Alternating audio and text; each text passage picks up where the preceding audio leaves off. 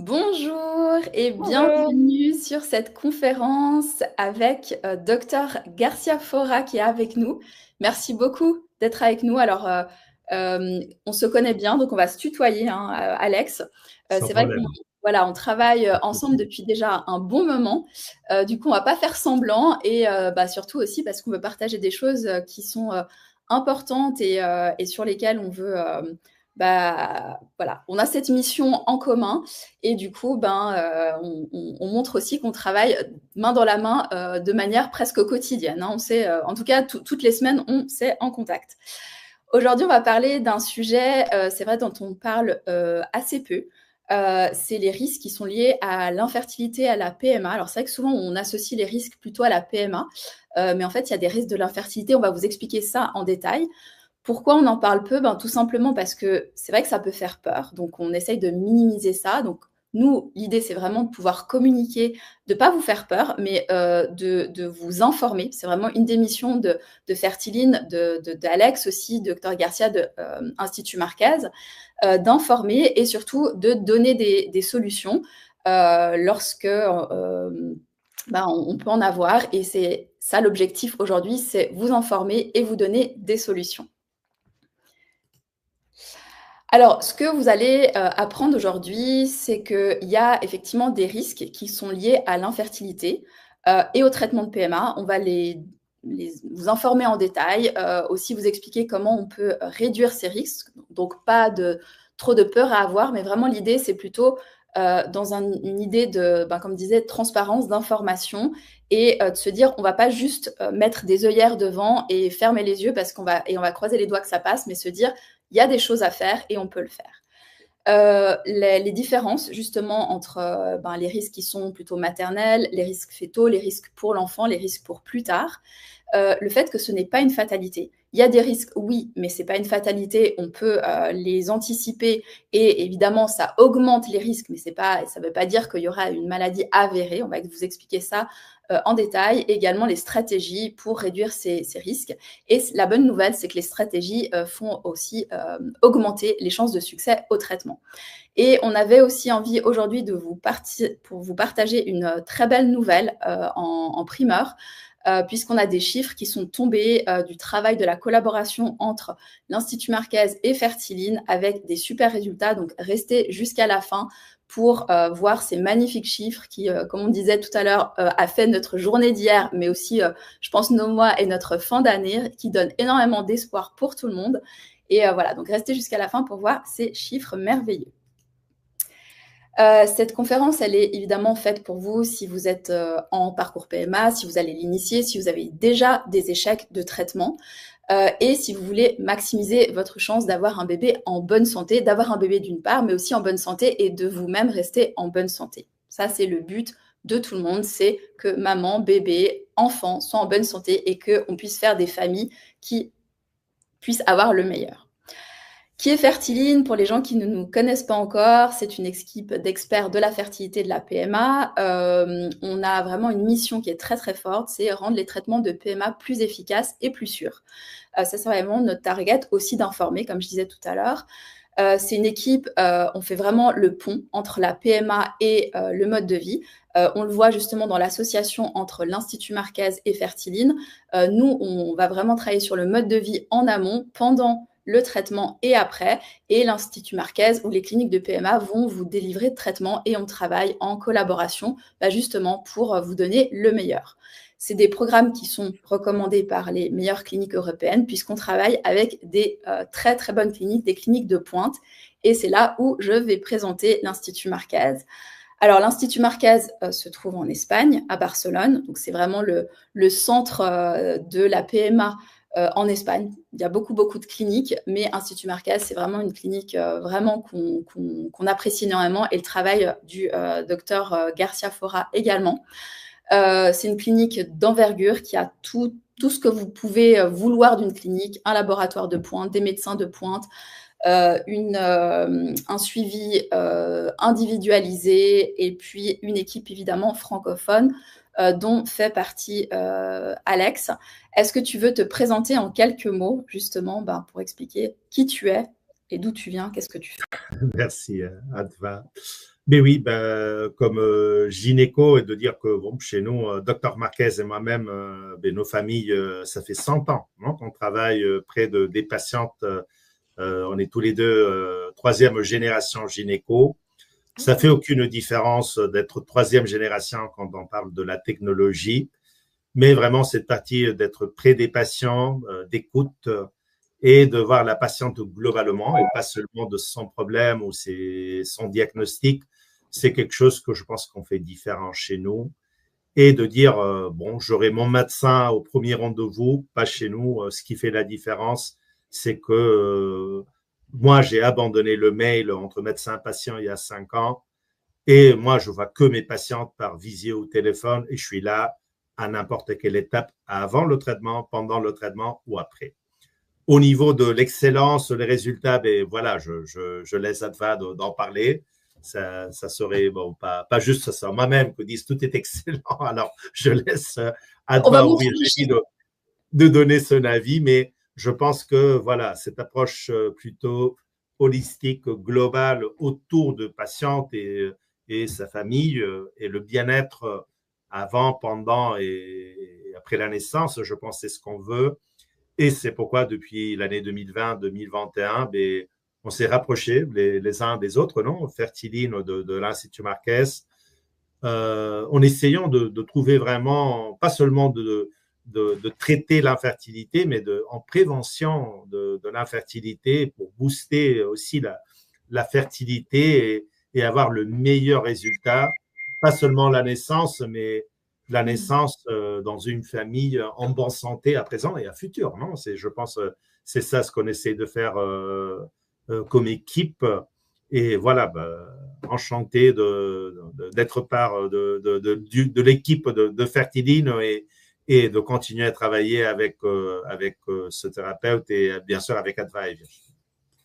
Et aussi, Alex, tu l'as pas dit, mais tu es aussi le directeur scientifique de l'Institut Marquez. Donc, tu mènes différentes études, pour la plupart secrètes encore, mais qui seront Encore, publiées un ouais. jour pour certaines qu'on connaît un peu.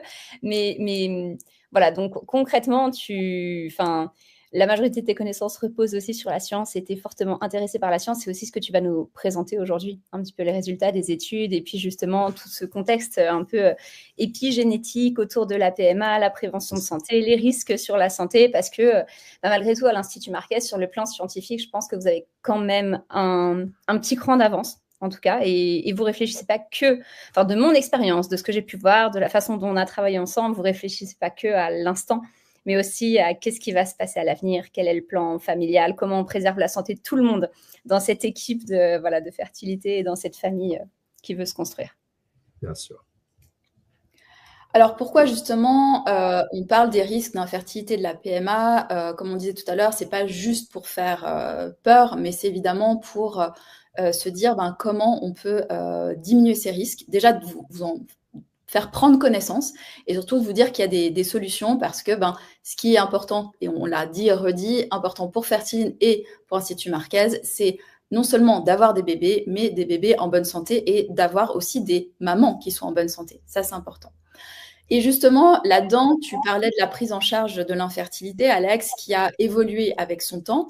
Est-ce que tu peux justement nous expliquer comment elle a pu évoluer au fil du temps jusqu'à où on va aller? Parce que nous, on a aujourd'hui et puis on a demain. Qu'est-ce qu'on aimerait demain? Enfin, comment c'était avant, comment c'est aujourd'hui et qu'est-ce qu'on aimerait pour demain, en fait? Bien sûr, avant, je pense que on faisait attention voilà, aux patientes qui étaient déjà en diagnostic non, d'infertilité. Ce qui a changé déjà énormément, c'est la prévention, non, de s'y avancer et de se dire pour des patients qui sont jeunes et qui n'ont même pas à ce moment-là un partenaire masculin ou féminin, de se dire bon, qu'est-ce que je devrais faire à présent et à futur pour pas avoir non, un problème à futur d'infertilité. Alors, ce qui a changé énormément, c'est cette prévention de l'infertilité. Un travail principalement bon, des groupes comme Fertiline, non, d'en faire diffusion dans la population, mais aussi au niveau des médecins généralistes et gynéco-généralistes qui vont voir les patientes régulièrement au niveau de, voilà, de l'hygiène de vie, le mode de vie, et qu'est-ce qu'on doit faire pour essayer à présent et à futur de éviter ou prévenir une infertilité. Je pense que c'est hyper important et ça a changé énormément au niveau du mode de vie, mais parfois aussi au niveau de la préservation de la fertilité, de la congélation des ovules, d'autres techniques que non, qu'avant on ne faisait pas régulièrement. Et maintenant, ce n'est pas de se dire on doit faire tout pour tout le monde, mais que toutes les patientes aient vraiment la possibilité de se renseigner très jeune et de décider vraiment selon son projet de famille futur où est-ce qu'elles espèrent d'avoir cette option de faire une bonne prévention de la fertilité jusqu'au moment où elles soient prêtes à une grossesse en solo ou accompagnée. Ça, je pense, c'est un des points les plus importants. Le deuxième aussi, au niveau de recherche, et ça, aujourd'hui, on est déjà là, c'est de voir, et c'est pourquoi aussi ce webinaire d'aujourd'hui, de dire vraiment, il y a quelque chose qui augmente les risques sur les mamans, sur les papas. Il ne faut pas oublier la bonne santé des pères aussi. Hein. Voilà, elles sont là pour accompagner l'enfant pendant 40 ans ou 50 ans. Alors, on doit faire attention au bien-être s'il y a un conjoint masculin de ce papa. Mais de plus en plus, on connaît, et c'est pourquoi c'est le topo de ce webinaire d'aujourd'hui, dès que ça ne suffit pas de donner une naissance. Non, il y a 20 ans, on se disait on fait n'importe quoi pour donner cette naissance. Aujourd'hui, ça ne suffit pas. Ça doit être une grossesse en bonne santé, réduire au minimum les risques sur la maman et le bébé pendant la grossesse, réduire au minimum les risques aussi après l'accouchement ou au moment de l'accouchement. Et puis maintenant qu'on sait que tout ça aussi en liaison à futur pour cet enfant comme adulte, il y a des paramètres qui peuvent augmenter ces risques. C'est là, je pense, où on a encore demain et on doit continuer à avancer de comment on peut faire une prévention des risques de ces futurs enfants quand ils sont un adulte. Alors, ça, c'est probablement un des points les plus importants. Je pense que c'est une des raisons pourquoi Fertiline est née, dans cette idée de l'épigénétique et comment ce qu'on fait aujourd'hui aura un impact sur cette personne dans 40 ans. On peut se dire c'est science-fiction, c'est incroyable, mais c'est vrai. Non et vraiment, je pense qu'on essaie toujours au niveau de recherche de optimiser les protocoles, réduire les risques pour la maman, le faire moins invasif, plus efficace, mais ça ne suffit pas. Alors, même si je pense qu'on a des résultats qui sont extraordinaires, moi, je me dis ça ne suffit pas. Et bon, voilà, c'est pourquoi ça fait 15 ans que je suis directeur scientifique à l'Institut et je travaille aussi au niveau des sociétés scientifiques et continuer à travailler pour réduire au minimum ces risques, pas seulement à présent, mais à futur. Parce que c'est vrai qu'il y a une notion dont on parle peu et ce qu'on va développer aujourd'hui, c'est que l'infertilité en elle-même, c'est un facteur de risque qui peut, en fait, tu vas nous montrer des mesures juste après, qui peut, on sait en fait, l'infertilité, c'est des déséquilibres. La base, c'est que c'est nous on en parle beaucoup chez Fertiline, des dysfonctionnements finalement du corps qui ne fait pas ce qu'il devrait faire ou qui n'est pas optimisé pour faire des gamètes de qualité ou qui n'est pas optimal pour aller jusqu'à une grossesse. Et ces déséquilibres peuvent amener à effectivement des risques qui sont augmentés. Donc l'idée, c'est de réduire ces déséquilibres pour augmenter les chances de succès. Et ensuite, aussi diminuer les risques. On montrera, comme je disais, des chiffres à la fin pour montrer ce travail en commun. Mais déjà, on va parler de ces risques. Alors, est-ce que tu peux nous détailler un petit peu certains risques de l'infertilité déjà sans PMA? C'est-à-dire, on n'a pas de PMA, mais on a déjà des risques rien que du fait qu'on soit en infertilité. Oui. Bien sûr, je ne vais pas aller au détail parce que voilà, ça c'est un article 100% scientifique difficile à détailler. Mais ce qu'on pensait, il y a 20 ans ou 30 ans, que l'infertilité, c'était vraiment qu'un problème à traiter pour arriver à donner une grossesse et une naissance. Maintenant, on sait que, heureusement ou malheureusement, on sait que l'infertilité même est en même temps un risque, pourrait être un risque pour des problèmes plus tard pendant la grossesse. Alors, pour des patients qui n'auront pas besoin des traitements supplémentaires, ni d'insémination, ni de fécondation in vitro, simplement le fait d'avoir un problème d'infertilité connu ou inconnu, parce que parfois on ne va jamais arriver à un diagnostic, de connaître la cause de cette infertilité. Mais pour des patientes qui essayent naturellement pendant 1 an et qu'il n'y a pas une grossesse évolutive qui arrive naturellement, on sait bien que c'est un groupe de patients qu'après, si cette grossesse arrive spontanément, on devrait vraiment au niveau gynéco-obstétrique et pendant tous les contrôles pendant la grossesse, de faire attention à cette infertilité précédente. Pourquoi ? On a vu que cette infertilité, même s'il y a une cause ou pas, va augmenter le risque de prématurité, va augmenter le risque de retard de croissance pendant la grossesse et va réduire aussi normalement le poids à la naissance pour ces nouveau-nés.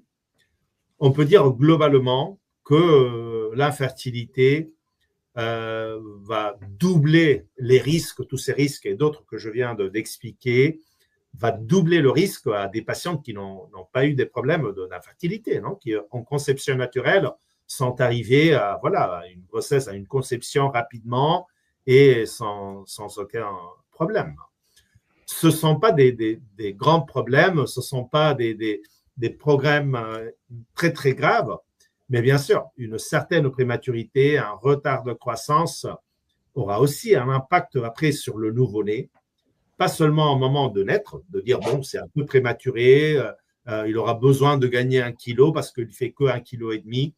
On connaît bien que ces petits risques aussi auront un impact plus tard pour le développement de cet enfant comme adulte. Alors, malheureusement, on ne peut pas se dire, moi, comment est-ce que je peux savoir si je vais avoir ou pas une infertilité? D'avance, on ne peut pas. Mais bien sûr, je pense qu'il y a des mesures pour essayer de ne pas rentrer dans ce groupe. Il y a des mesures au niveau spécialement du mode de vie qui peut parfois nous aider à éviter de rentrer dans ce groupe d'infertilité. Et puis, pour des patientes où déjà, d'après l'adolescence, on voit qu'il y a des problèmes connus, comme le syndrome des ovaires polykystiques, l'endométriose, l'adénomyose. Mais ce sont des patientes où là, oui, on connaît la cause même avant de son désir d'enfant. Et là, vraiment, on peut travailler, on peut accompagner cette patiente comme adolescente, comme adulte jeune, jusqu'au moment où on arrive à ce désir d'enfant, pour éviter vraiment qu'elle rentre du plein dans ce diagnostic d'infertilité et qu'elle n'aille pas, bien sûr, après le besoin de techniques de reproduction, de procréation médicalement assistée. Mais vraiment, il y a un risque du fait d'être infertile qui ne sont même pas liés au traitement de procréation médicalement assistée, qui sont liés que à l'infertilité. Parce que souvent, les personnes se questionnent sur l'impact des traitements et les risques liés au traitement, mais la vraie question, elle n'est même pas là. La vraie question, elle est pourquoi l'infertilité est là? Quels systèmes sont déréglés pour que cette infertilité soit présente? Quels sont les facteurs limitants qui font que le corps ne peut pas aller trouver l'équilibre nécessaire pour une grossesse? Et c'est ces mêmes facteurs qui représentent en réalité les facteurs de risque et qui parfois vont être peut-être amplifiés ou aggravés par les traitements de PMA, mais qui sont déjà des facteurs présents avant même le début d'intervention de PMA. Et ça, c'est vraiment important. Merci de le mentionner, Alex, parce que je pense qu'il y a une forte incompréhension autour de l'infertilité, de la PMA et des risques. Et beaucoup de personnes croient encore que c'est la PMA qui engendre les risques, alors que c'est vraiment le terrain et l'infertilité en elle-même qui engendre les risques. Je pense que je ne sais pas si c'est sur cette slide ou la suivante. Exactement. Là, c'est la même. Mais quand même, vous voyez en bas, sur la ligne de Adverse Pregnancy Outcome, vraiment, le risque de l'infertilité est 2,3 fois supérieur à la population générale. Après, à droite, sur le groupe de IVF-ICSI, le groupe de patients qui ont besoin de techniques de procréation médicalement assistée, on ne va pas doubler, on va tripler les risques. Alors, évidemment, il y a des risques qui sont liés qu'au fait d'être infertile. Et il y a d'autres risques supplémentaires qu'on va surajouter pendant les protocoles de procréation médicalement assistée. Alors, première idée, prévention pour éviter de rentrer dans ce groupe de risques d'infertilité. Et deuxième, si on est là, bien sûr, de réduire au minimum toutes ces problématiques ou des équilibres, parce qu'on sait qu'après, si on a besoin des techniques de procréation médicalement assistée, on va continuer à augmenter ces risques pour la maman et le bébé pendant la grossesse. Donc, intervenir le plus précocement possible sur les facteurs d'infertilité avant d'aller effectivement sur les traitements. Voilà, l'idée, c'est pas de dire de pas faire des traitements, mais c'est vraiment de dire, Les préparer. voilà, parce que comme on dit souvent chez Fertiline, c'est que la PMA, c'est un amplificateur finalement des déséquilibres. Et là, on le voit, on amplifie finalement des déséquilibres d'infertilité. C'est vraiment ce qu'on dit tout le temps. Et du coup, ça se reflète aussi dans les problèmes par rapport au poids de l'enfant et autres. Quand même, il faut aussi être clair. Il y a des facteurs de risque liés à l'infertilité que eux-mêmes sont des risques. Le plus clair, et malheureusement qui devient de plus en plus fréquent, c'est le surpoids ou l'obésité. D'accord? Mais bien sûr, pas toutes les patientes en surpoids ou obésité auront des problèmes de fertilité. Alors, ça ne suffit pas de prévenir l'infertilité, mais il y a certains facteurs de risque qu'on peut traiter ou améliorer facilement, comme celui du surpoids ou l'obésité, que même si vous amenez un risque plus élevé d'infertilité ou pas, eux-mêmes, comme l'obésité et le surpoids, on sait bien qu'ils vont augmenter le risque de diabète pendant la grossesse, de hypertension pendant la grossesse, même si finalement c'est chez une patiente infertile ou pas. Alors, ça ne suffit pas de prévenir les facteurs de risque de l'infertilité. Il y en a qui eux-mêmes sont des facteurs de risque, même si pas toujours vont vous amener à l'infertilité. Et vraiment réduire les possibilités d'une diabète, d'une hypertension, ou réduire le type ou la gravité, la sévérité de ce problème, c'est aussi important. C'est aussi important. Bien sûr. Là, on voit un peu les différentes étapes dans des patientes qui sont déjà dedans des protocoles de procréation médicalement assistés. Bien sûr, avant de commencer, il y aura des facteurs parentaux, c'est ce qu'on discutait, de bien évaluer les conditions des partenaires masculins ou masculins et féminins selon le modèle de famille, de faire attention bien sûr à tous ces petits détails au niveau de mode de vie, au niveau des examens préalables avant le protocole. Et à nouveau, pas seulement les examens pour le diagnostic de l'infertilité, aussi tous ces examens qu'on vient de dire qui peut augmenter des risques supplémentaires après pendant la grossesse ou que pourrait aussi en même temps améliorer le taux de réussite ou réduire de faire des protocoles trop invasifs. Ça m'arrive très très souvent chez Fertiline que j'ai des patientes que je devrais proposer des traitements assez durs et assez poussés. Et parfois, Virginie m'appelle pour me dire « Alex, on doit réduire cette inflammation.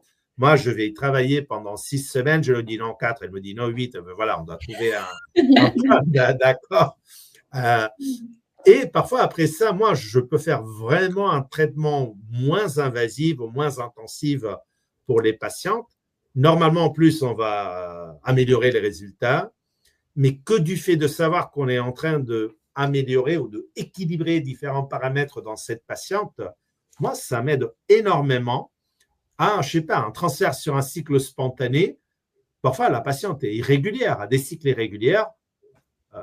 On essaye de équilibrer toute la partie d'hormonologie.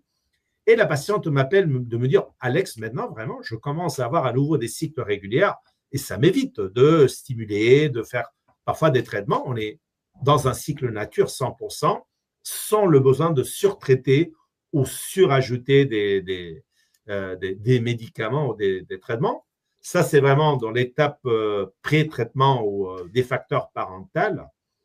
Après, bien sûr, quand on m'appelle de Fertiline pour me dire, voilà, tu l'as là, elle est prête.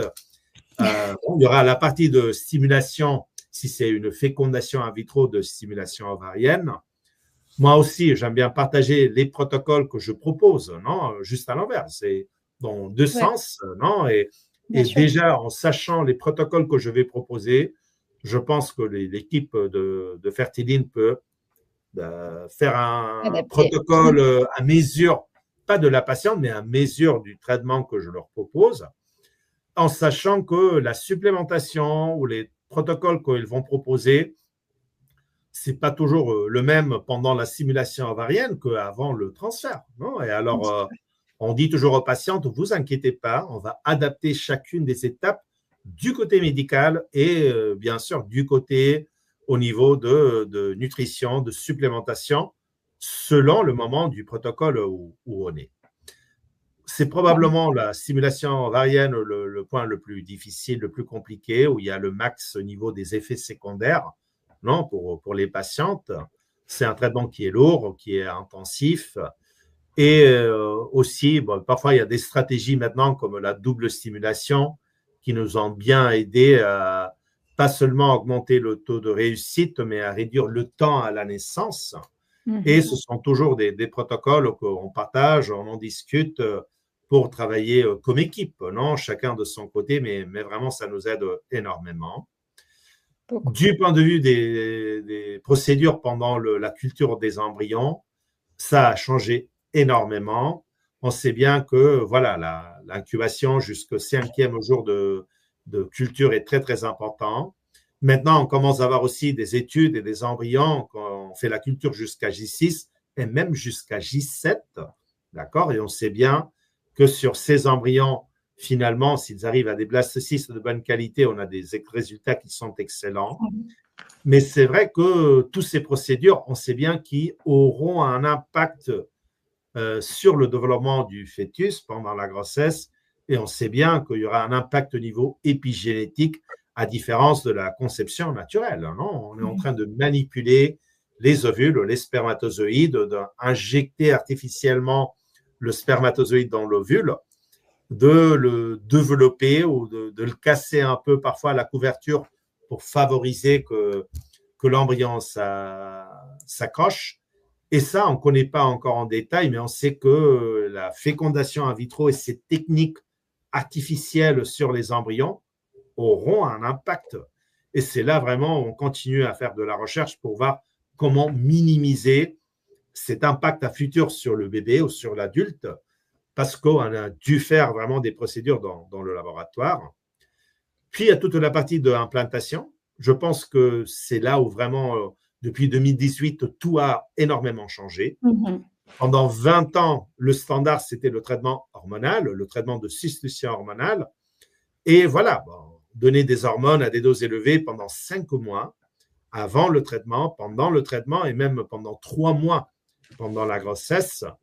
Et maintenant, vraiment, c'est bien que le fait qu'on n'arrive pas à donner une ovulation, le fait de faire ce traitement à des doses élevées pendant plusieurs mois, ça augmente déjà certains risques pour des patientes en risque cardiovasculaire. Pour certains patients, ça peut augmenter le risque de phlébite, de thrombose, spécialement des patientes âgées, des patientes en surpoids, obésité.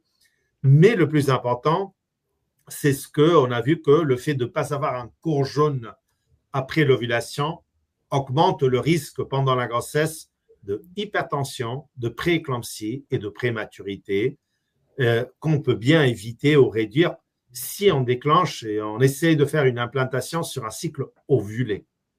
Ça, on ne peut pas le faire. Oui, je vous écoute. Pardon, Alex. L'augmentation du risque, si je me rappelle bien, c'est un facteur 5 à peu près, c'est un x5, c'est ça? On augmente par 5 le risque de prééclampsie et de problématiques en fait pendant la grossesse ou lié au poids de naissance. C'est immense. C'est immense.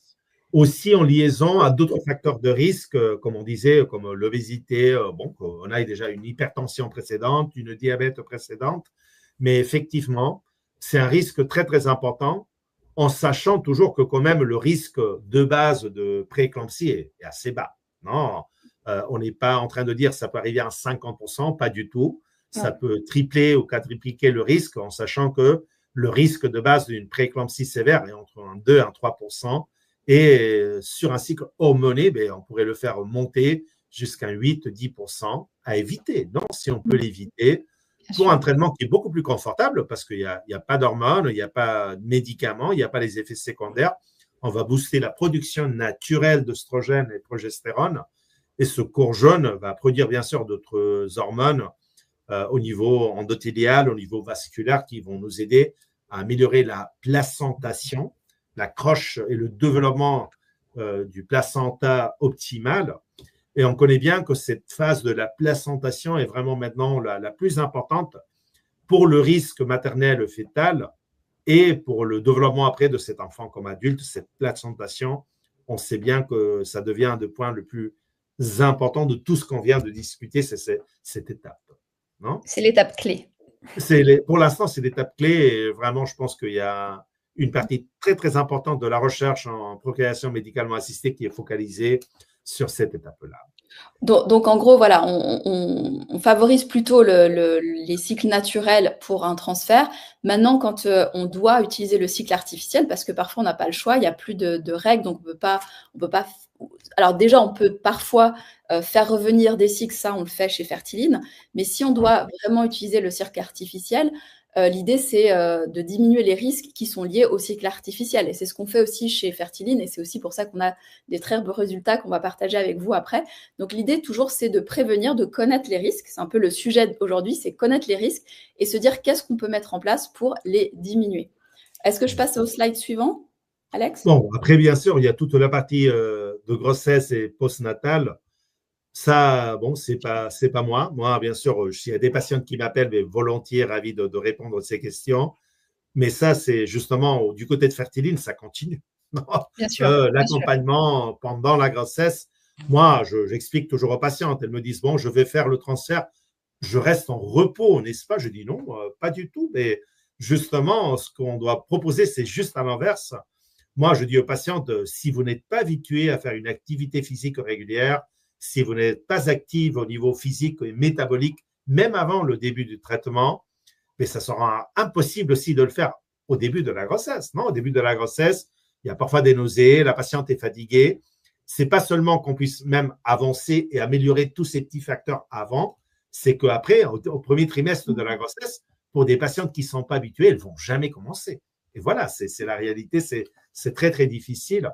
Alors moi, je leur dis toujours, bon, il ne faut pas faire des marathons pendant la grossesse, mais bien sûr, suivre une activité physique régulière, éviter parfois un jour à la semaine hyper sportif, non? Alors, essayer de partager l'activité physique pendant toute la semaine. Et puis, bien sûr, je laisse l'équipe de Fertiline de faire le point et le détail de ce qui peut être plus intéressant pour chacune de ces patientes individuelles. C'est ça. C'est vrai que souvent, on nous demande de poursuivre le suivi, enfin, souvent jusqu'à la fin de la grossesse. Et en fait, c'est une chose aussi qu'on aime faire parce que, bon, déjà, ça nous permet de voir le résultat du travail qu'on a consacré à ces personnes pendant des mois et des mois. Et puis en plus de ça, ça nous permet aussi d'évaluer les critères, qui sont les critères de naissance, d'évaluer finalement le poids naissance, de voir comment la grossesse se déroule, de voir aussi que chez certaines personnes, les risques de prééclampsie sont réels, qui sont là, qui sont présents en fin de grossesse et qu'on a aussi des moyens finalement de les aplatir un petit peu, c'est-à-dire de vraiment faire en sorte que le placenta s'oxyde un petit peu moins, de faire en sorte qu'on vascularise un peu plus. Mais voilà, ça demande de l'attention et moi, je trouve que ce travail devrait être fait chez quasiment tout le monde, effectivement, cet accompagnement pendant la grossesse ensuite. Puis, le sujet du fetal programming et liaison bien sûr à la épigénétique. Ça, c'est quelque chose que j'explique normalement pour des patientes qui me disent, si tu prends un embryon et c'est moi qui le porte, ou si tu prends le même embryon et c'est quelqu'un d'autre, est-ce que ça fait une différence, non? Ça, je pense, c'est parfois très important pour les patients qui viennent en don de gamètes, non, en don d'ovules ou en don de sperme. Moi, je leur explique que, même si ce sont vos gamètes ou d'une donneuse, tout ce qui va se passer après le transfert et après l'accroche, c'est vraiment en liaison à l'environnement où cet embryon et ce fœtus va se développer. Et vraiment, bien sûr, si l'embryon est caucasien, ça sera toujours un embryon qui est né caucasien. Ça ne va pas changer. Mais bien, il y a plein d'états. Je dis toujours, les gènes sont les gènes. Le gène de cet embryon, le livre aura exactement les mêmes pages. Mais c'est justement ce qui se passe et l'environnement où ça se passe qui fera que l'embryon… Oh, maintenant, je suis violet. Attendez, je vais changer. On avait déjà eu ça une fois. Ça m'arrive souvent. je vais essayer de changer la caméra, voir si je peux la changer. C'est juste pour l'ambiance, quoi. Ah oui, attendez. C'est juste pour être vraiment fit avec l'identité de Fertiline. Voilà, alors on n'est plus tellement de ce violet. Hein. Avant, on était, au tout début de Fertiline, on était très très violet. Maintenant, notre violet est devenu un peu plus rosé. Là, il y a la caméra. Je vais changer la caméra. Attendez, j'arrive. Mais c'est vrai que le programming, il est très intéressant, comme tu disais, dans la notion du don, parce que finalement, qu'on ait un don de gamètes, qu'on ait ses propres gènes, tout ce qui va se passer. Alors avant, je rajoute un petit peu par rapport à ce que tu dis, mais avant la conception et pendant que l'enfant soit porté, tout ça, ça va programmer finalement l'enfant. Ça va en fait, on a une partition, c'est les gènes, mais en fait, c'est l'interprétation de cette partition qui va être programmée durant, avant et durant la grossesse. Donc, c'est intéressant lorsqu'on a un don de gamètes, mais c'est aussi intéressant quand on a un enfant avec ses propres gamètes ou un don de gamètes, c'est que nous-mêmes, les actions qu'on va faire avant la grossesse, on dit 3 à 6 mois avant la grossesse, avant la conception, jusqu'aux même 2 ans de l'enfant, c'est vraiment une fenêtre d'opportunité où on va pouvoir, via l'épigénétique, programmer en fait l'expression des gènes de l'enfant. Ça ne veut pas dire que les choses ne peuvent plus bouger après, c'est juste qu'on va donner une impulsion plus positive ou une impulsion un peu moins positive. Et nous, ce qu'on veut, c'est lui donner une impulsion le plus positive possible, en fait. Et quand même, parfois, il y aura des problèmes qui arrivent pendant la grossesse. C'est ça ce qu'on essaie de prévenir. C'est ce qu'on appelle des agressions ou des insultes contre cette fœtus qui est en train de se développer. Là, vraiment, on connaît bien que le retard de croissance, l'hypertension, la diabète, l'induction à l'accouchement, les anomalies du placenta, la prématurité et la rupture de membrane, vraiment auront un impact pas seulement au moment de la naissance, mais auront un impact après pour le développement de cet enfant comme adulte. Alors, prévenir et traiter et améliorer les conditions pour éviter toutes ces agressions vers le fœtus qui est en train de se développer, c'est aussi très, très important. C'est hyper important de y faire attention, de connaître ces risques avant la grossesse, d'essayer de les améliorer et éviter au maximum que ça puisse devenir un problème pendant et spécialement après pour l'enfant. Alors, tout ce qui se passe comme agression, comme problème pendant la grossesse, bien sûr, ça sera un problème au niveau de la prématurité, au niveau, voilà, mais c'est pas que ça a un impact sur ce fetal programming, et les gènes qui vont bien se développer ou pas dedans cet enfant.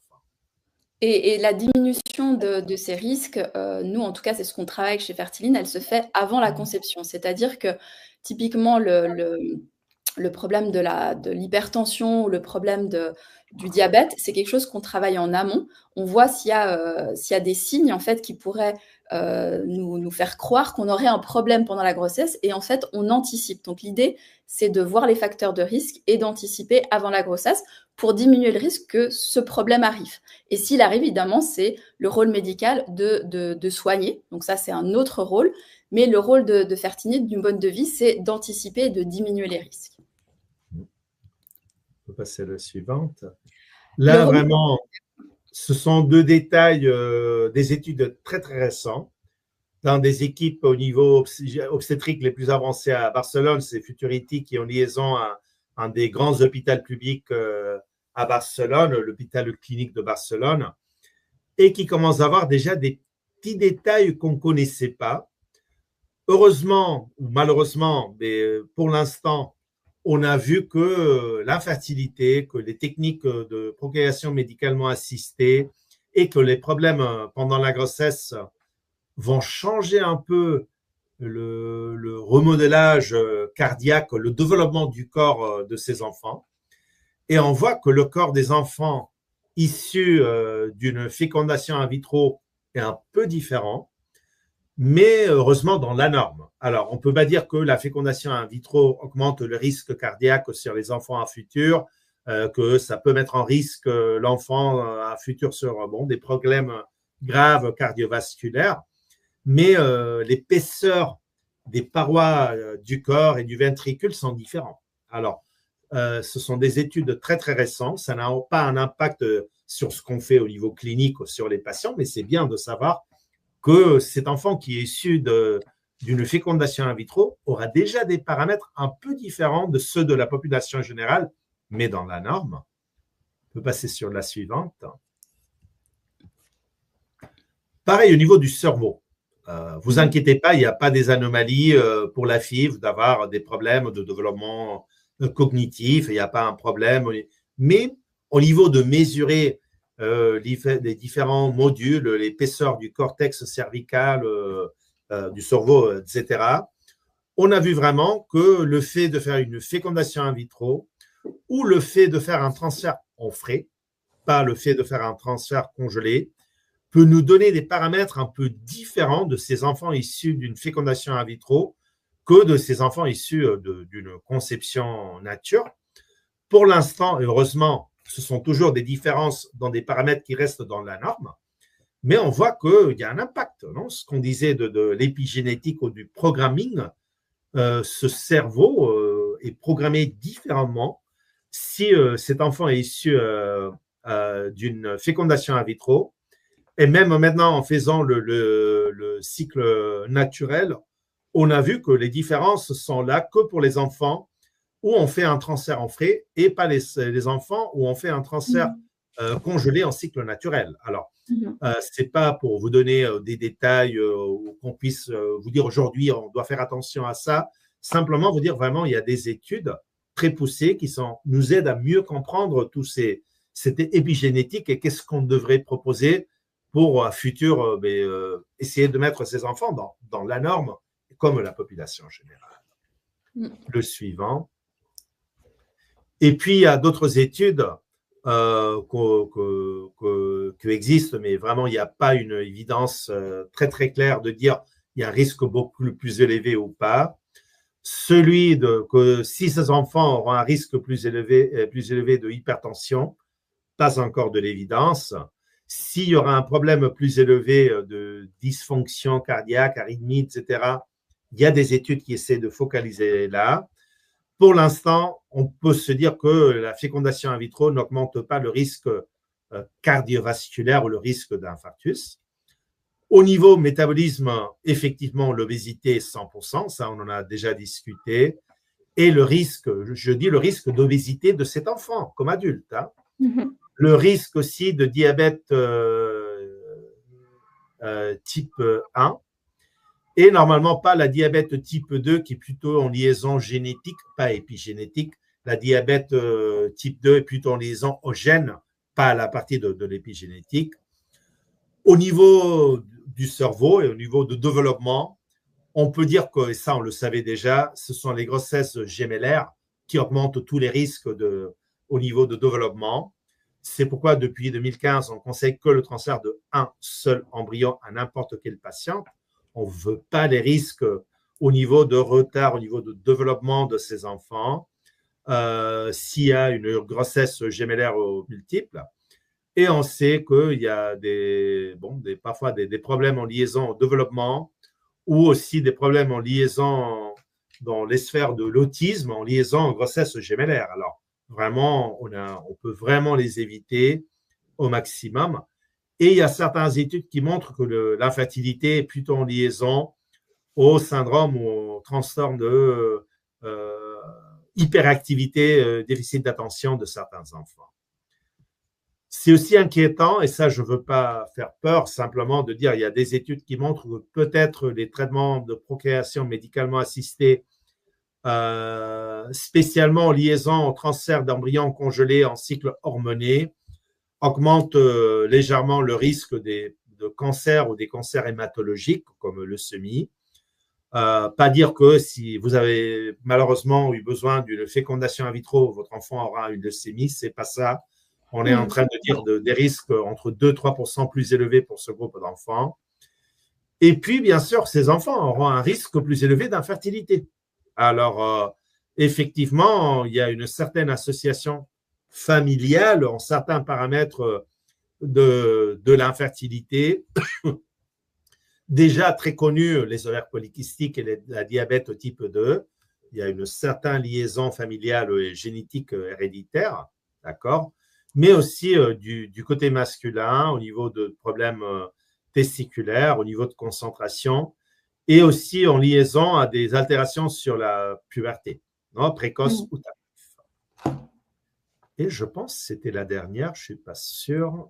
Il y avait juste encore oui, parler de c'est un peu ce que je voulais expliquer sur ce qu'on appelle les agressions ou les insultes, sur le développement de ce fœtus, ou bon, ça peut arriver même avant le début du traitement de procréation médicalement assistée.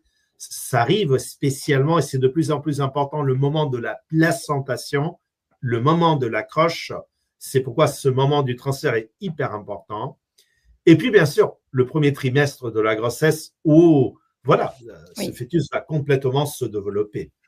Alors, cette opportunité, de réduire au minimum les risques au moment de la naissance, mais aussi au moment d'un adulte jeune et un adulte, c'est justement sur cette étape avant l'accouchement où on doit faire attention pour avoir un adulte issu d'un couple infertile ou d'un couple qui a besoin d'une technique de procréation médicalement assistée, en réduisant au minimum les risques pour cet adulte.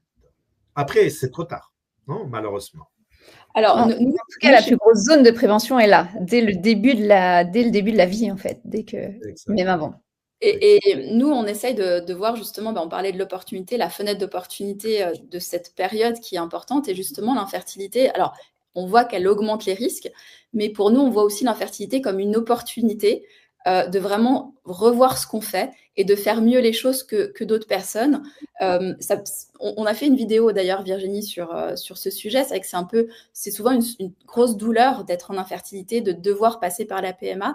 Et on se dit que peut-être qu'on peut transformer ça un petit peu légèrement. En tout cas, ça minimise, ça diminue la douleur en se disant, voilà, c'est une opportunité pour moi de faire mieux, de revoir ce que je fais, de voir s'il n'y a pas des choses que je peux optimiser pour justement optimiser parce que je vais être conscient de ces choses. En fait, c'est une prise de conscience, en fait, qu'il y a des choses qui sont déséquilibrées et pouvoir les travailler. Parce que c'est vrai que si on n'a pas de problème, en fait, on n'a pas de prise de conscience.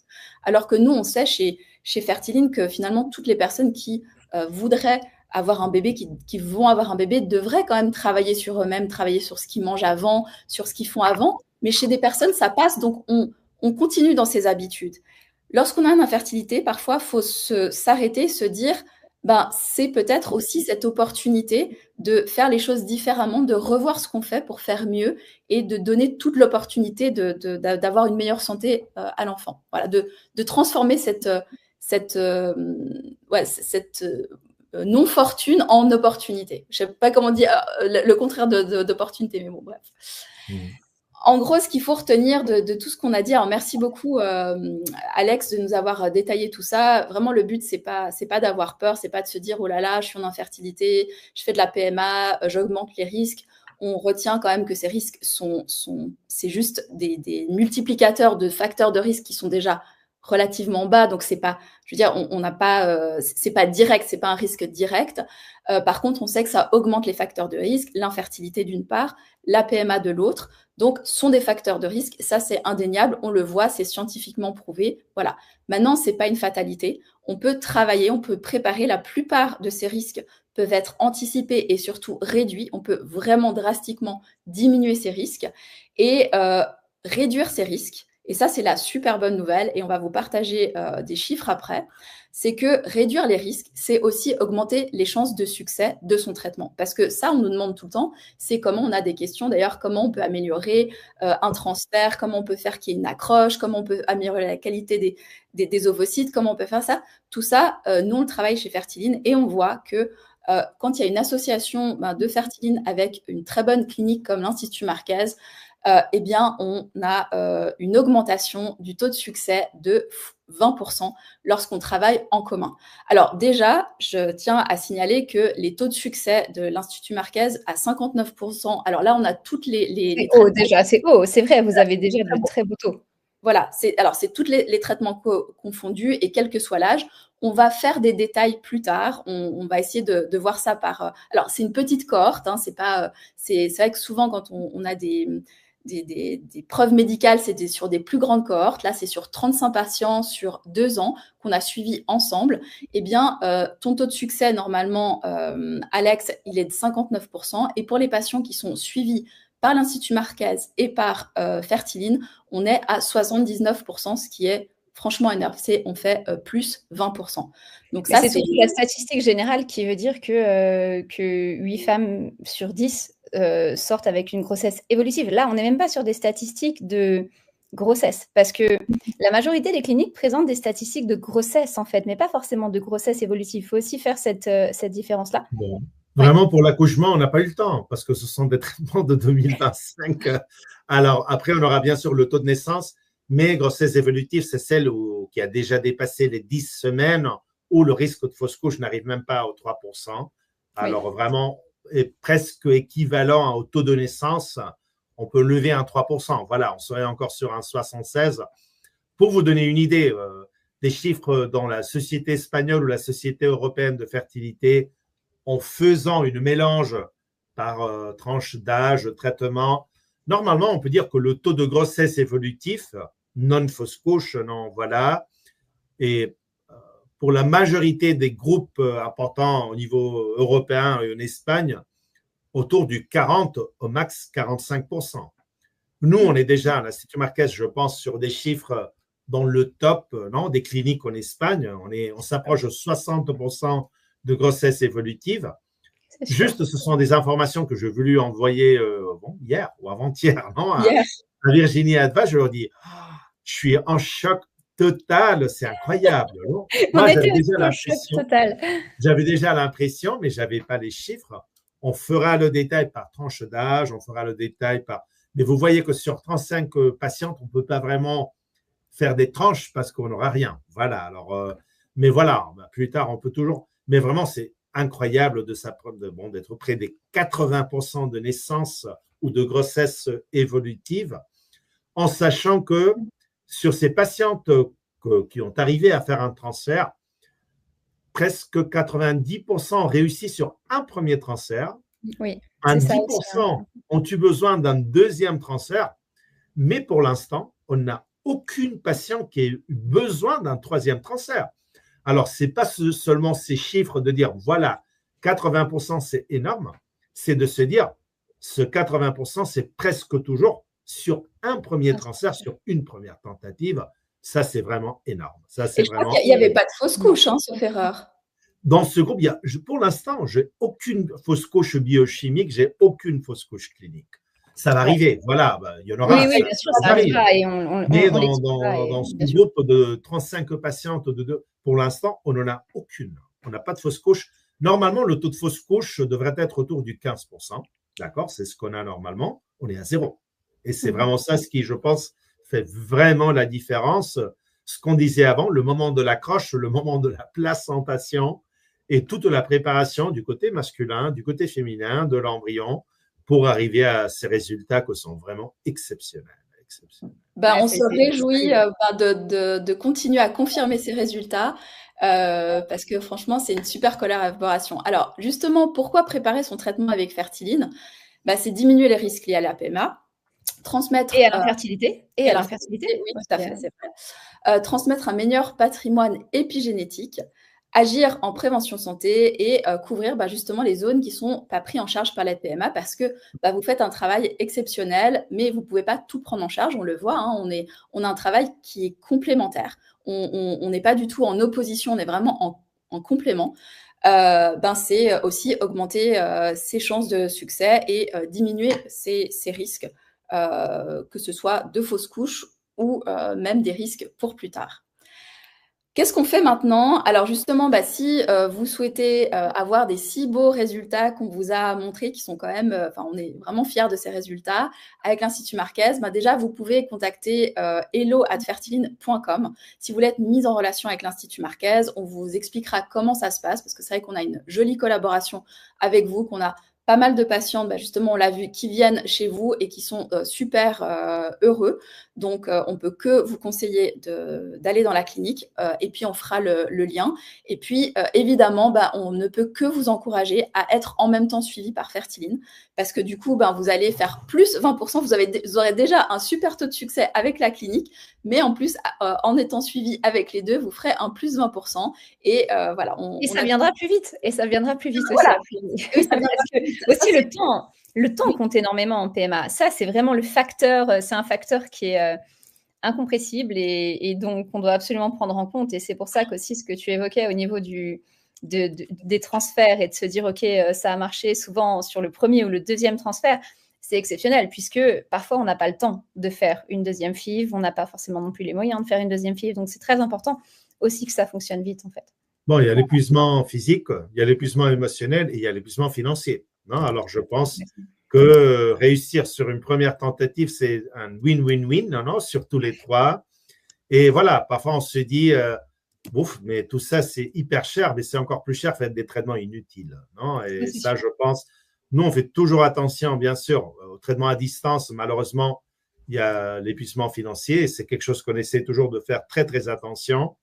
Mais moi, je pense que c'est toujours le plus cher, c'est faire des traitements inutiles ou pas efficaces. Non, alors, ça, quand on voit ces résultats, de dire, voilà, première tentative réussite, on réduit, non, aussi ces problèmes d'épuisement physique. Normalement, on a des patients qui proviennent des longs parcours d'infertilité, plusieurs années de traitement.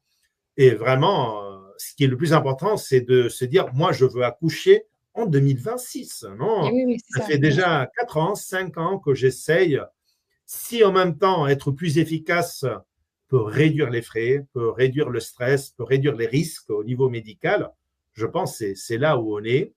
Et parfois, il y a des patients qui me disent, Alex, c'est hyper cher. Je leur dis, c'est encore plus cher. Échouer 4 fois. Non, alors, ça, je suis transparent, je suis clair et honnête. Et vraiment, le temps, je pense, c'est un des facteurs les plus limitants, les plus importants pour ces patients qui ont un lent parcours, qui me disent, maintenant, j'ai déjà 42 ans et moi, j'en avais 36, non, quand j'ai commencé.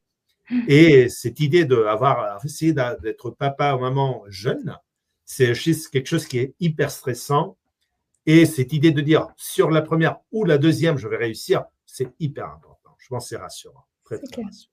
Ouais. Et d'où l'importance aussi d'avoir face à nous un médecin comme toi qui comprend tout ce contexte. Et puis parfois, quand on te dit, Alex, là, on a besoin d'1 mois de plus, tu vas jamais nous mettre de la pression. Tu vas toujours dire, OK, je comprends. Un peu. un petit peu.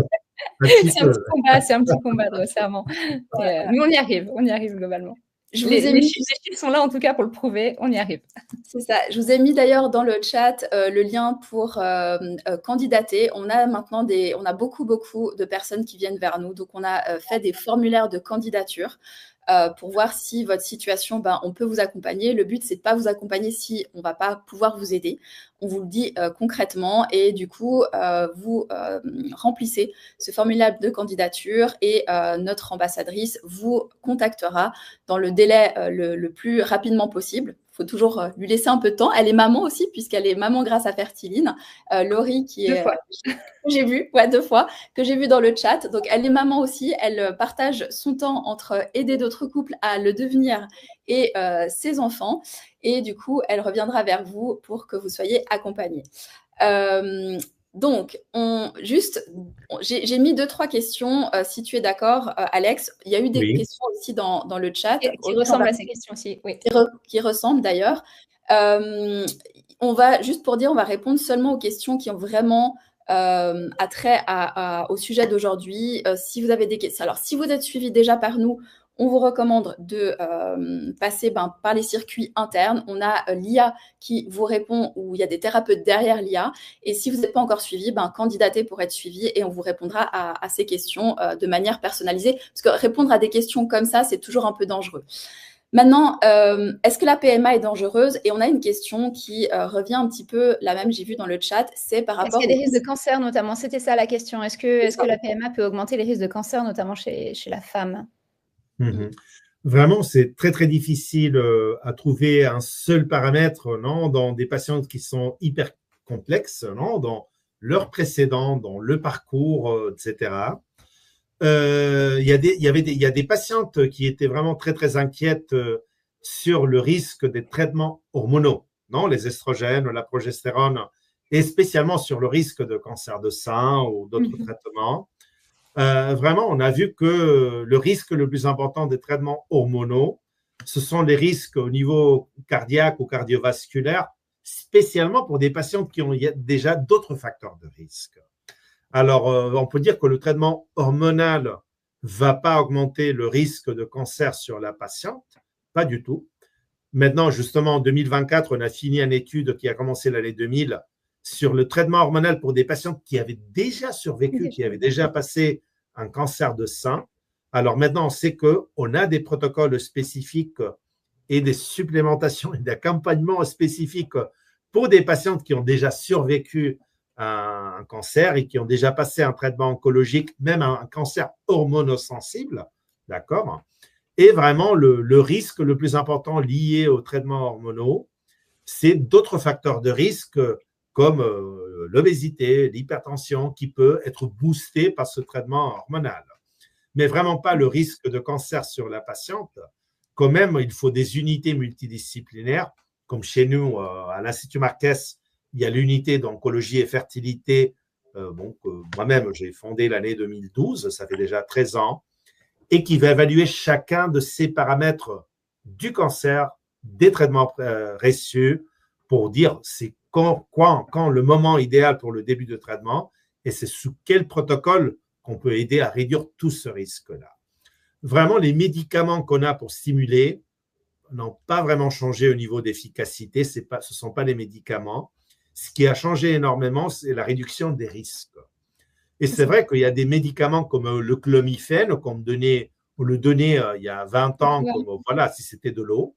Il y avait des patients qui faisaient 15, 20, 30 cycles de clomifène. Là, oui.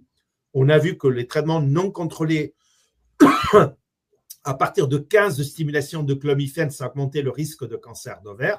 Et ça, c'est publié, c'est vrai. Mais heureusement, on fait plus tous ces protocoles. Et on peut dire que vraiment, le risque de cancer est vraiment pas dû au traitement hormonal. Ça peut être en liaison à l'infertilité, parce qu'il y a des causes liées à l'infertilité, l'obésité même. Une diète inadéquate, voilà, qui peut augmenter le risque de cancer de sein et cancer de colonne. Ce n'est pas le traitement, c'est justement cette cause de l'infertilité qui augmente les risques et pas le traitement. Et c'est pas le sujet du jour, mais effectivement, on a pu voir aussi dans des analyses qui portent sur le système immunitaire qu'on a parfois des facteurs de risque de cancérisation qui sont présents chez les patients, mais qui ne sont pas du tout liés à la PMA. Et la question de ce monsieur qui pose la question, c'est quels sont les risques de cancer suite à une grossesse issue de PMA. Et je tiens juste à rappeler aussi que la grossesse est une exception immunitaire. Il y a beaucoup de particularités immunitaires pendant la grossesse qui peuvent aussi augmenter les risques de cancérisation typiquement à ce moment-là. Et donc, ce n'est pas forcément la PMA qui est en cause, mais parfois, ça peut être effectivement l'infertilité, le terrain, les facteurs d'infertilité, le déséquilibre immunitaire, par exemple, qui va être amplifié par la grossesse en elle-même, par cet équilibre si particulier pendant la grossesse. Et du coup, effectivement, le cancer peut survenir là, après la grossesse, mais pour des raisons qui ne sont pas que la PMA, mais souvent, les personnes vont penser comme ça, elles vont dire « Ah, mais c'est parce que tu as fait des traitements de PMA que finalement, tu as un cancer. » Alors que ce n'est pas ça du tout. C'est vraiment un contexte qui est beaucoup plus compliqué que juste une stimulation hormonale, et d'autant plus qu'on le voit très bien dans les bilans sanguins. Quand on a effectivement une stimulation, oui, on a un taux d'œstradiol qui monte, mais pendant 10 jours. Et puis ensuite, 5 jours après, surtout quand on a des modes de déclenchement qui effondrent l'œstradiol, 5 jours après, on est revenu à des taux complètement normaux. Donc, c'est très court terme en réalité, hein, ce déséquilibre hormonal qui est occasionné en lui-même par les traitements.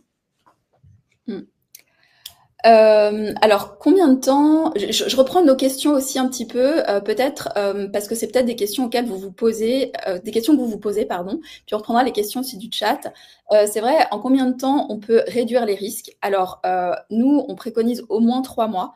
On peut réduire aussi les risques beaucoup plus rapidement si vous avez un protocole, parce qu'on a déjà pris un protocole vraiment très prochainement. Nous, on a déjà pris en charge des gens même 2 semaines avant le début de leur protocole, en ayant la possibilité d'augmenter les chances de succès et en diminuant les risques.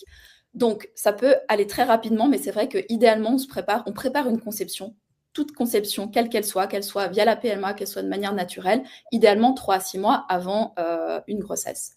Je dirais que ça dépend de l'âge aussi, parce que finalement, l'âge peut être un élément de compression important dans un parcours. Et puis parfois, on n'a pas forcément le temps d'attendre 3 mois ou 6 mois avant de faire une nouvelle tentative de PMA. Donc, moi, j'aurais tendance à dire le temps que vous avez à disposition, le plus, c'est le mieux. Mais même si vous avez 2 semaines à disposition avant un traitement, c'est toujours mieux de mettre en place des actions pendant ces 2 semaines plutôt que de ne rien faire.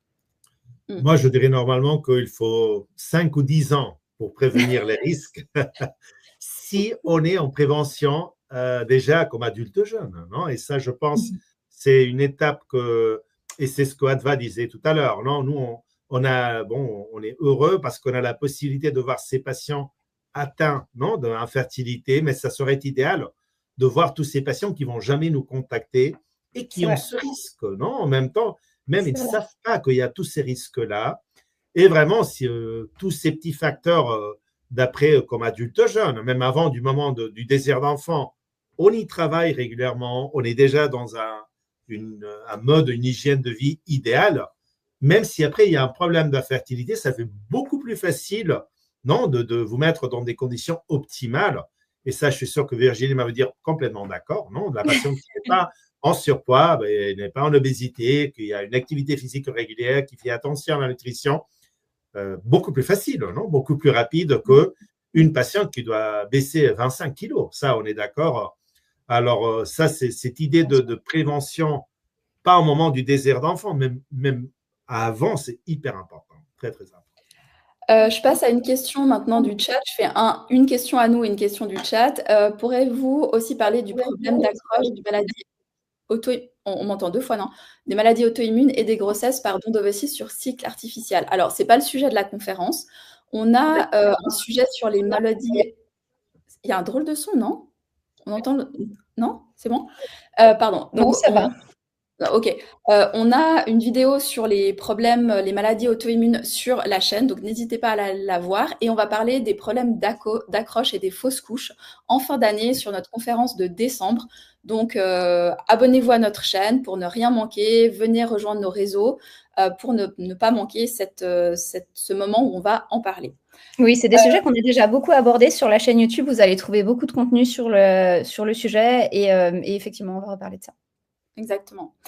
La question chez nous, c'est souvent est-ce que Fertiline travaille avec ma clinique? Alors, c'est vrai que malheureusement, on ne travaille pour le moment qu'avec certaines cliniques et de manière aussi proche, encore avec moins de cliniques. C'est vrai qu'avec l'Institut Marquez, on travaille de manière très, très proche. On a d'autres cliniques où on travaille, qu'on peut vous recommander à l'étranger, avec lesquelles on collabore aussi, mais peut-être d'une manière un peu moins proche. Mais ça commence. De plus en plus de médecins, quand même, sont conscients de l'importance du mode de vie. C'est pas nécessaire, forcément, pour être suivi chez nous, avec nous, que la clinique soit avec vous. On vous donne aussi des stratégies pour, en même temps, suivre vos protocoles de PMA et en même temps suivre Fertiline. C'est pas antagoniste, c'est totalement complémentaire. On travaille sur des choses différentes. On essaye de pas trop se contredire. Parfois, c'est pas toujours facile. Et je pense qu'on a tous raison dans notre champ d'expertise, en fait. C'est ça ce qu'il faut comprendre, c'est que c'est des champs un petit peu différents, c'est des niveaux différents. Et du coup, on essaie de pas se contredire, mais voilà, parfois, c'est un petit peu compliqué. Donc, si on ne travaille pas avec votre clinique, déjà, vous pouvez vous orienter vers l'Institut Marquez avec qui on pourra aussi collaborer. Et sinon, vous pouvez quand même suivre Fertiline. Et puis, dans ce cas-là, c'est souvent le patient. Ah oui, c'est vrai qu'il y a un son bizarre. Dans ce cas-là, c'est souvent le patient qui va faire l'intermédiaire, qui va nous communiquer, par exemple, les protocoles. Mais nous, de toute façon, on ne va jamais changer un protocole. La clinique fait son travail, établit les protocoles, fait la stimulation, les contrôles. Et nous, on fait notre travail. Chacun fait sa partie, en réalité, du travail. Donc, on n'a pas forcément besoin de collaborer de façon très, très intensive. Nous, on adore faire ça avec toi, Alex, parce que du coup, ça nous permet de discuter de comment on peut encore optimiser, de quelle compréhension on a de la situation. Et ça, c'est génial, puisque ça nous permet, nous, de voir des choses que peut-être on n'avait pas pris en compte. Et puis ça, c'est un échange réciproque. Mais même si on n'a pas cet échange-là, voilà, il y a quand même toujours des moyens, effectivement, de... Bon, je vous amène toujours des nouvelles stratégies, nouveaux protocoles. Voilà. Non, et, on doit apprendre ensemble tous qu'est-ce qu'on fait. Maintenant, on fait ça comme protocole top qui vient d'arriver. Et on doit adapter aussi, bien sûr, que les protocoles chez Fertiline à cette nouvelle réalité, non? Alors, je pense que c'est c'est toujours important d'avancer ensemble. Voilà, et c'est dans la complexité qu'on progresse aussi, parce qu'on a énormément… En fait, il faut se dire aussi que dans les chiffres qu'on a montrés là, et tu l'as mentionné un petit peu, mais c'est principalement des situations extrêmement complexes. Ce ne sont pas des situations classiques de PMA, ce sont des personnes qui sont en PMA pour la majorité, la quasi-totalité, je pense, depuis plus de 5 années. Peut-être pour certains 2 ou 3 années, mais pour la majorité de plus de 5 années, qui ont déjà fait toute leur FIV en général dans leur pays et qui sont des situations déjà très, très complexes. Et c'est dans la complexité qu'on progresse et c'est pour ça qu'on aime ça aussi, clairement.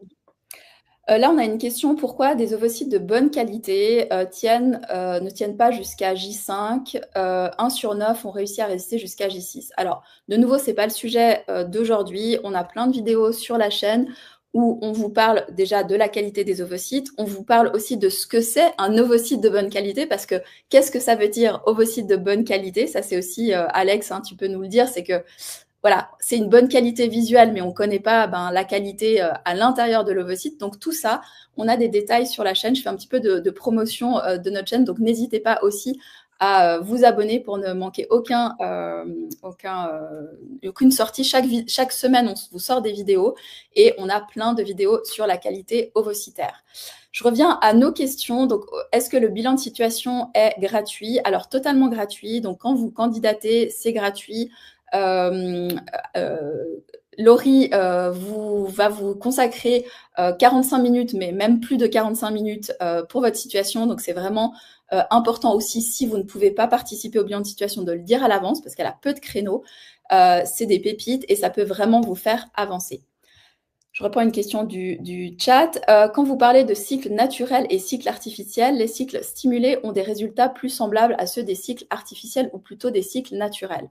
On avait, je crois, abordé, Alex, cette question ensemble, justement. Est-ce qu'on doit utiliser des cycles artificiels ou des cycles… Oui, ça vraiment, il y a plusieurs noms qui se mélangent. C'est très important de dire ce qui fait la différence, que ce soit un cycle ovulé. Alors, peut-être on doit abandonner cette idée du cycle naturel qu'au niveau de marketing. Et je suis honnête, mais ce qui est naturel, ça vend dans n'importe quelle entreprise, voilà.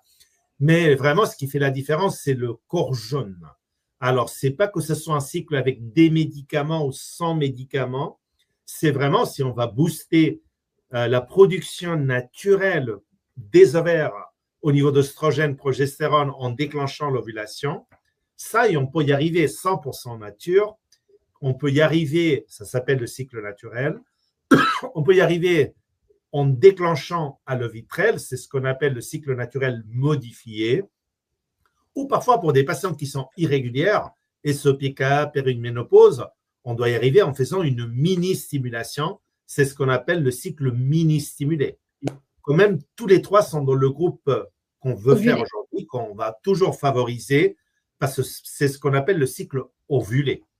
Le cycle artificiel, le nom peut-être n'est pas le nom choisi, le nom idéal.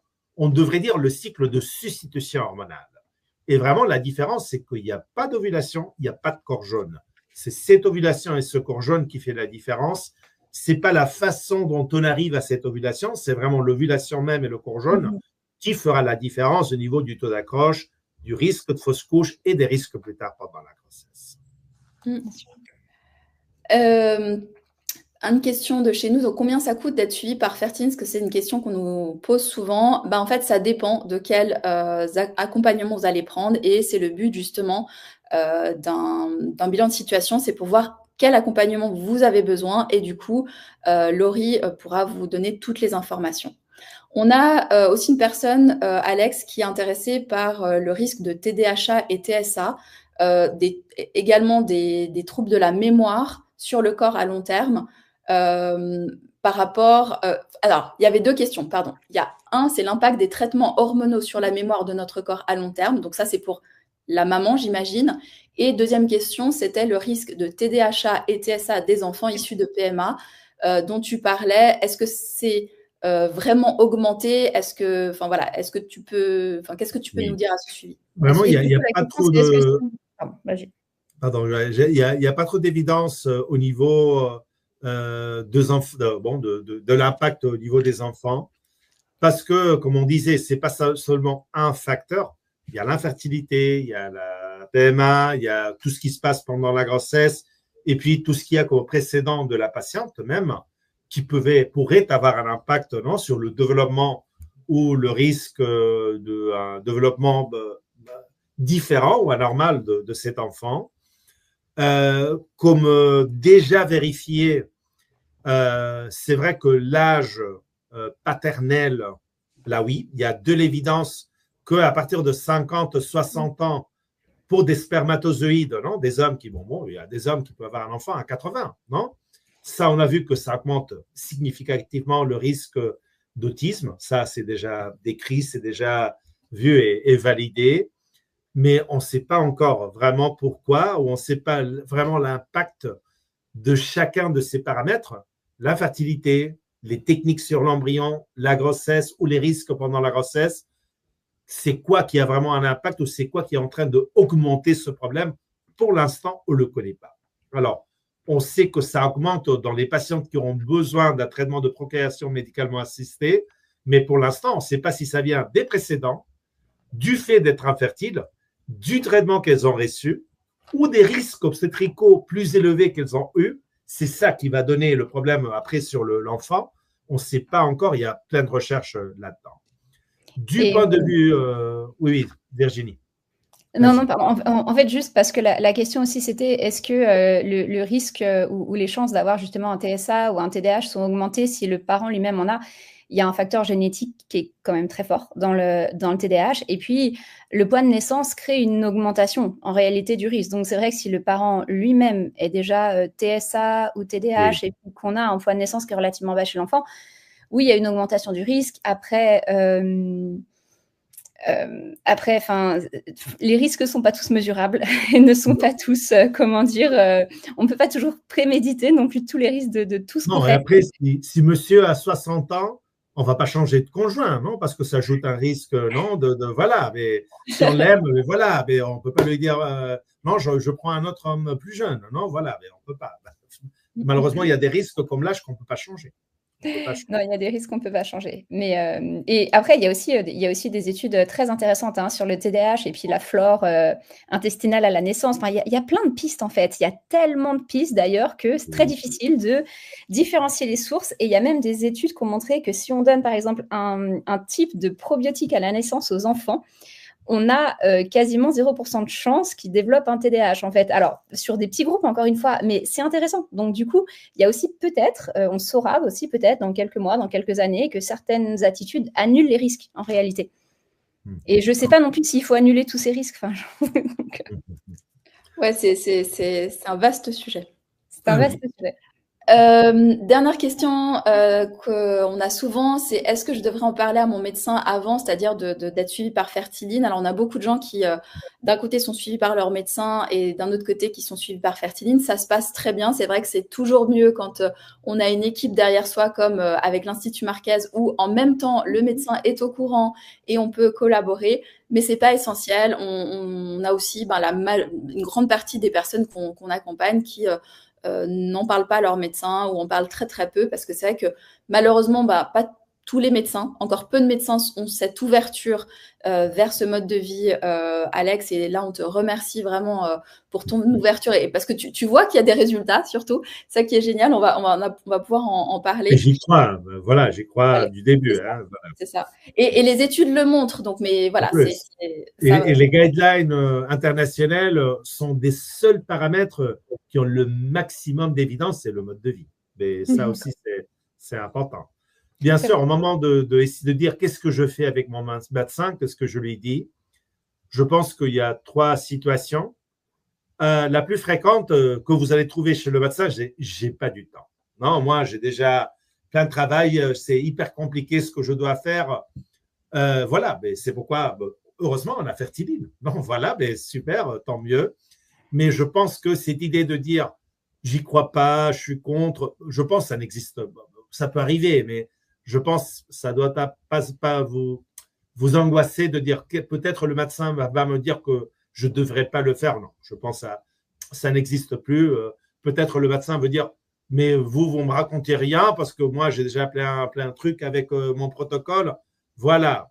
Et puis, trouver des médecins qui vraiment soient pour et qui vraiment vont… Moi, je ne suis pas un expert. Bon, je deviens après 5 ans avec Fertiline, moi aussi, j'apprends, bien sûr. Mais aussi, je pense que moi, je suis expert dans ma partie et Fertiline a l'expertise dans la sienne. On avance ensemble pour établir des nouveaux protocoles et améliorer ce qu'on a. Mais je pense on devrait toujours raconter aux médecins d'avance pour lui apprendre. C'est important aussi d'expliquer aux médecins que ça existe et que ça va. Moi, j'essaie de le faire au niveau des sociétés scientifiques, mais aussi, je pense que c'est important pour les patients de dire oui, je suis en train de faire ça. Et puis, je pense qu'heureusement, la réponse normalement sera plutôt positive ou voilà, ou pas inquiétante du point de vue du médecin. D'accord. Voilà, est-ce qu'on continue? Il y a d'autres questions, mais c'est vrai que alors, il y a J'ai une juste question la quand même question sur les reins. Est-ce que reins, les ouais. traitements de PMA peuvent impacter les reins ou la fonction rénale? Sur l'enfant futur ou sur la patiente? Je pense sur la patiente. Voilà. D'accord. Bon, il y a un risque que, heureusement, est presque disparu et c'est lui qui avait l'impact le plus élevé au niveau rénal. Bien sûr, avant de prendre n'importe quel médicament, et s'il y a un problème rénal précédent, il faut toujours vérifier que ces médicaments ne vont pas augmenter les risques rénals. Le problème le plus important au niveau des rénales, c'était le syndrome d'hyperstimulation ovarienne. D'accord. Maintenant, on a des patientes qui peuvent rentrer dans une petite phase de hyperstimulation, mais heureusement, le syndrome d'hyperstimulation qu'on avait il y a 25 ans est complètement disparu. Oui. Et c'était vraiment le problème le plus important et le plus grave, même pour des patientes très jeunes, et même parfois arriver à un problème rénal très grave et même le besoin de dialyse. Alors, ça a existé il y a 25 ans. Heureusement, on a amélioré énormément au niveau de sécurité et ça n'existe plus. Moi, ça fait 20 ans que je ne vois pas un problème rénal dû à une hyperstimulation, ni même pas des hyperstimulations sévères. Généralement, ce n'est pas le risque, on dirait, connu comme important de dire le risque rénal dans des parcours de procréation médicalement assistée. C'est encore plus risqué la grossesse pour la fonction rénale, non? Où on va augmenter le volume sanguin d'un litre. Et bien sûr, là, pour des patientes qui ont des problèmes rénals, des problèmes cardiaques ou rénals en même temps, ou de l'hypertension, parce que finalement, un des facteurs des risques le plus important au niveau rénal, c'est l'hypertension. Parfois, que l'hypertension, parfois l'hypertension liée à l'obésité. Là, bien sûr, oui, on devrait essayer de traiter ou améliorer ou réduire tous ces facteurs de risque, spécialement, pas pour le parcours PMA, mais spécialement pour la grossesse. Spécialement. Il y a aussi une question sur l'allaitement. Est-ce que si la maman allaite, en fait, une stimulation représente un risque? D'accord. Alors, il faut réfléchir aux médicaments qui pourraient passer au lait. D'accord, ça c'est très important. Et parfois, même j'ai eu des patientes qui ont dû de passer des traitements oncologiques et qui étaient en allaitement et qui ont continué à tirer le lait artificiellement pendant 1 mois ou 2 mois, 3 mois, pour après le traitement continuer, non, à allaiter normalement. Alors, bien sûr, tout ce qui soit oestrogène vont passer au lait maternel. Il faut faire très attention de ne pas donner des traitements d'oestrogène ou de demander à la patiente s'il n'y a que cette option que ça peut mettre en risque l'enfant, non? Parce qu'on est en train de passer des médicaments, des hormones qu'on ne devrait pas donner à l'enfant à travers de l'allaitement. Et puis, vraiment, et ça c'est quelque chose qu'on discute toujours, non? Au moment où il y a déjà une naissance, l'allaitement, et on veut aller vers une deuxième grossesse, bien sûr, l'allaitement ne va pas nous aider parce que ça réduit la possibilité d'une ovulation régulière, spontanée, etc. La prolactine élevée, le fait de l'allaitement va libérer aussi de l'oxytocine qui produit des contractions utérines. Ce n'est pas l'idéal pour l'accroche d'un embryon. Mais si on est, est-ce que c'est impossible ou contre-indiqué de allaiter en conception naturelle? Pas du tout.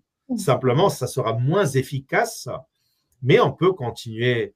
Et vraiment, chez nos grands-grands-mères, voilà, c'était la méthode contraceptive, l'allaitement, non, il y avait pas d'autres méthodes. Alors, si c'était la méthode contraceptive de nos grands-mères et grands-grand-mères, la grossesse, où on ne pouvait plus tomber enceinte parce qu'on était déjà enceinte, et l'allaitement, que ça coupait ou réduisait les possibilités d'une ovulation spontanée, bien sûr, si c'était déjà une méthode naturelle pour réduire la conception, mais oui, c'est plus compliqué de tomber enceinte pendant l'allaitement, mais pas impossible, et même pas pendant certains parcours de procréation médicalement assistée.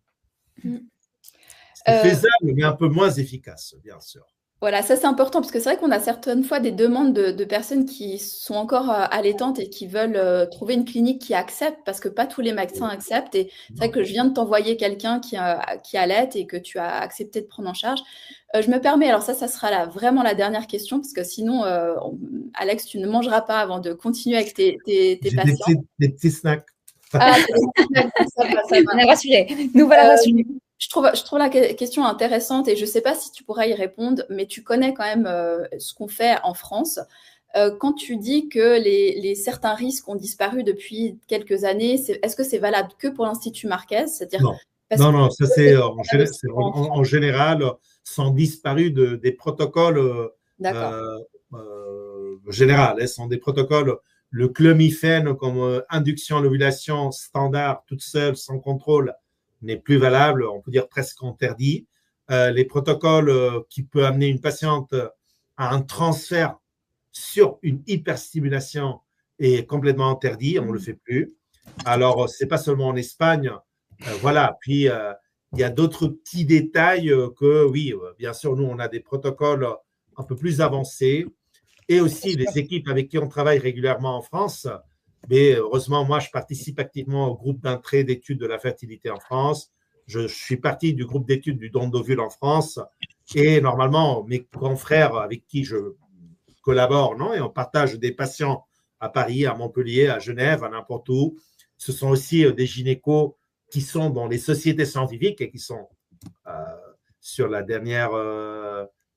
derniers protocoles et les plus avancés. Ça m'est arrivé d'avoir un médecin qui n'est pas à jour et qui me dit, la patiente me dit, mon médecin ne comprend rien, est-ce que tu peux l'appeler? Je l'appelle. Non, voilà, on peut pas dire que tous les gynécos seront prêts à avoir les dernières informations des dernières études, mais moi, je suis habitué, volontiers, de contacter, je le fais souvent en France, en Suisse, en Belgique, de contacter le gynéco qui vraiment connaît pas le détail de ce protocole et lui expliquer, voilà, que maintenant, on peut le faire comme ça et ça peut nous aider.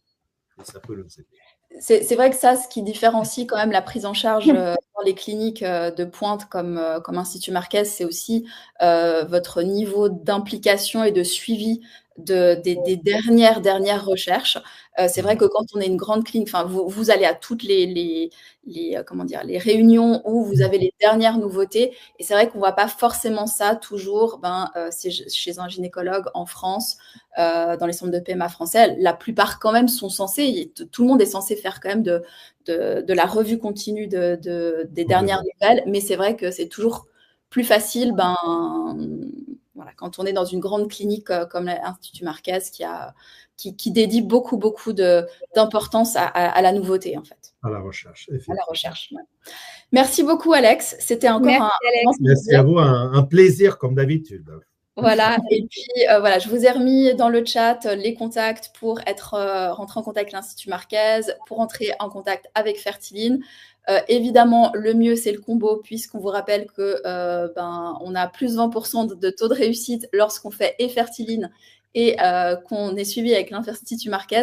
Et surtout, on réussit plus vite. Ça, c'est aussi important, c'est que premier transfert, 80% des personnes ont réussi au premier transfert. Merci beaucoup et puis on se réjouit de te retrouver, Alex, sur une autre conférence. Merci, Alex. Merci à tous d'avoir été là aujourd'hui. Au revoir. Au revoir. Bonne journée.